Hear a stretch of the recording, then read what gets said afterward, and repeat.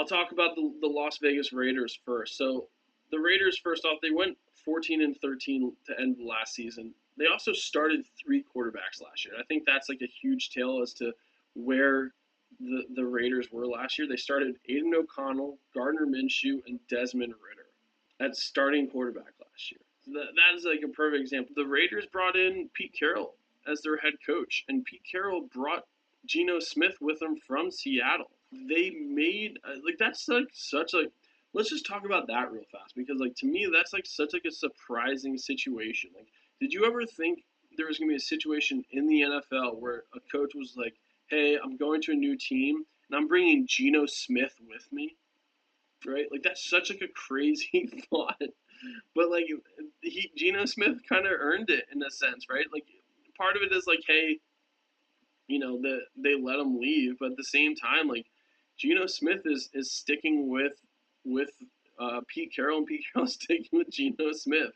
They did draft Ashton Genty, and I think that's like the biggest talk around this Las Vegas Raiders team is the fact that they do have Ashton Genty, right? Like I think he's going to be a great running back in the NFL. I keep trying to even think of like a player he reminds me of. Marion Barber.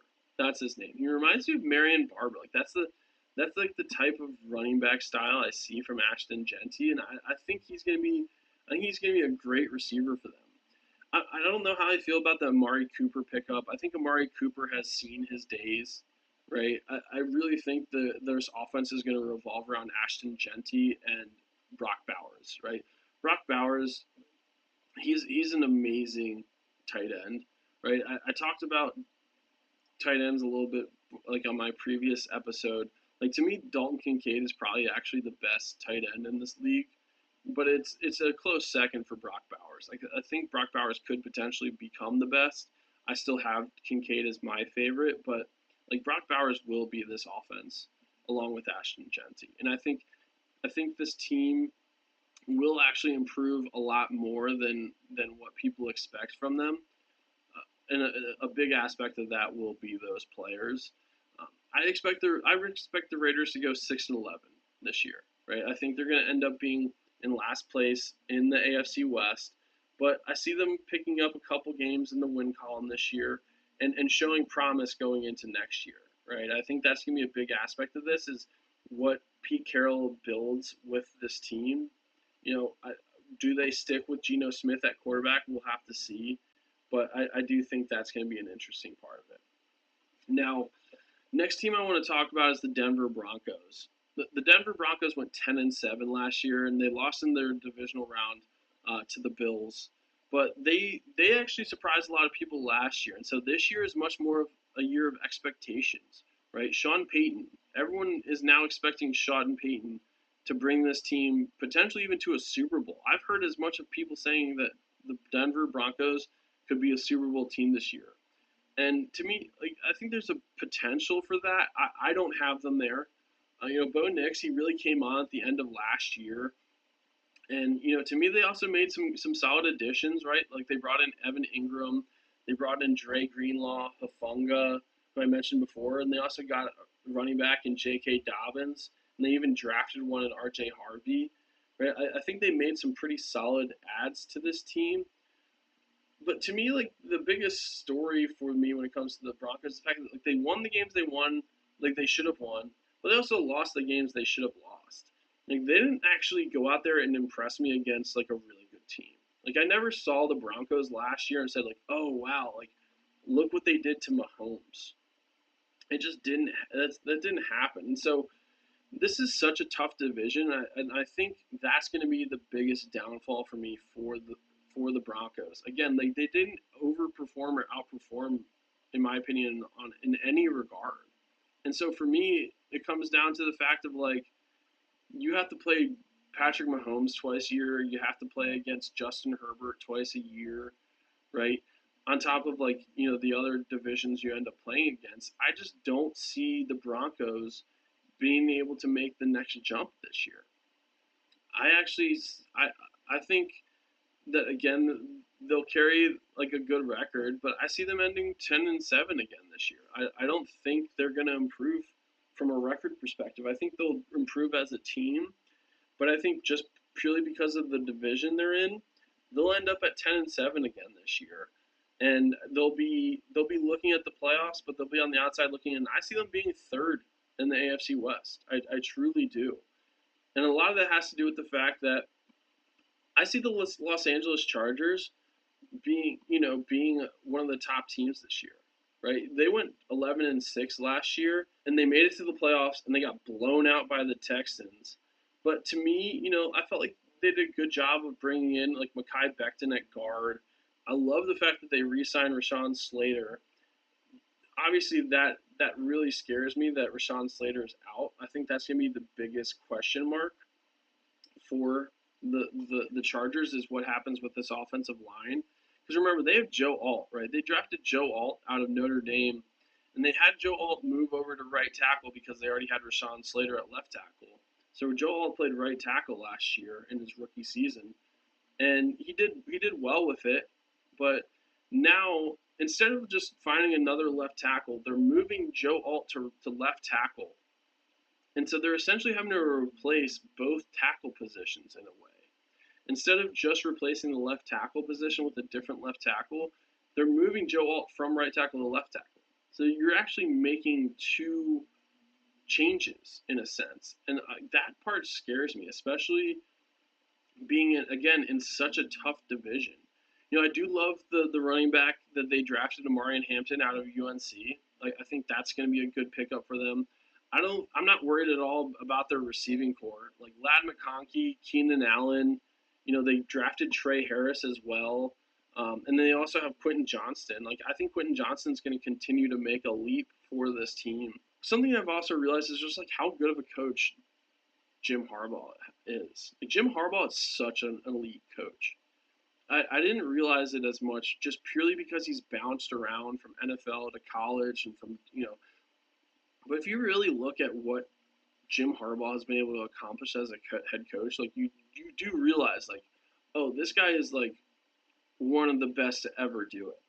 Like everywhere Jim Harbaugh has gone, he's seen success. Like he truly has. Like he put Stanford on the map. Remember when Stanford was like a dominant program? No one talks about Stanford anymore. They haven't talked about Stanford since Jim Harbaugh left. No one cares about Stanford football anymore. But Jim Harbaugh made them relevant. Michigan again, they were in a terrible place.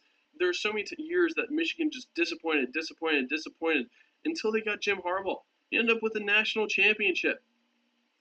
Move forward to the Chargers. He's now getting the Chargers to the playoffs, right? I think that the Chargers have a chance to go 11-6 this year. I think they're going to repeat in a very tough division, and I think they're gonna be the top team coming out of the AFC West. I really do think that. I think they're going to be just ahead of the Kansas City Chiefs. Last team I'm going to talk about before we sign off today is the Kansas City Chiefs. Now, Kansas City Chiefs, the Chiefs went 15-2 last year, which if you were to actually relive last year, you would never believe that because there were so many times where they should have lost games. But at the same time, that is what makes the Chiefs such a good team. Is they find ways to win games in every situation. It doesn't matter if it was Patrick Mahomes needs to have a game-winning drive, or they need to have a game-winning field goal, or their defense needs to make a stop, right? They just found ways to win games. Like they dealt with so many injuries last year as well, right? Rashee Rice, Hollywood Brown, Isaiah Pacheco, right? Like they had so many injuries on that offensive side.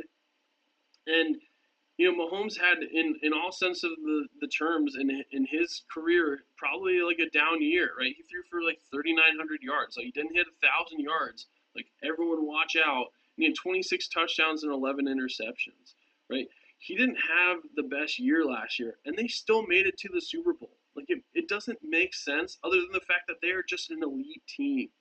That is all you have to understand about them is they find ways to win, and they are an elite team.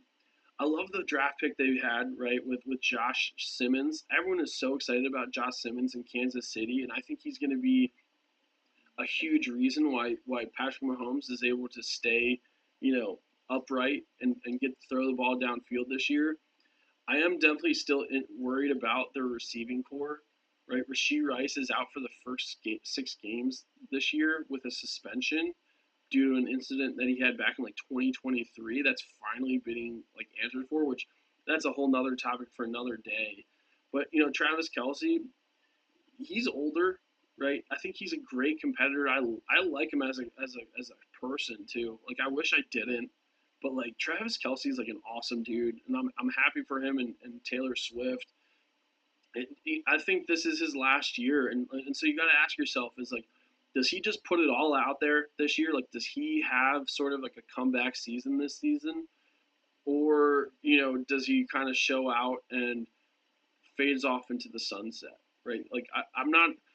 My money's on the fact that I think Travis Kelsey will actually have a solid year this year, sort of out of necessity, because again, they just constantly have injuries they deal with. Like the other big question is like how many games will Hollywood Brown play for the Chiefs this year? Somehow Xavier Worthy, who's like the same style and build as Hollywood Brown, stayed healthy all of last season and played. So like I won't touch on that, but like I just don't know if Hollywood Brown is going to be a viable receiver for them for the entire season. And so a lot is going to ride on Travis Kelsey, in my opinion, for how they do.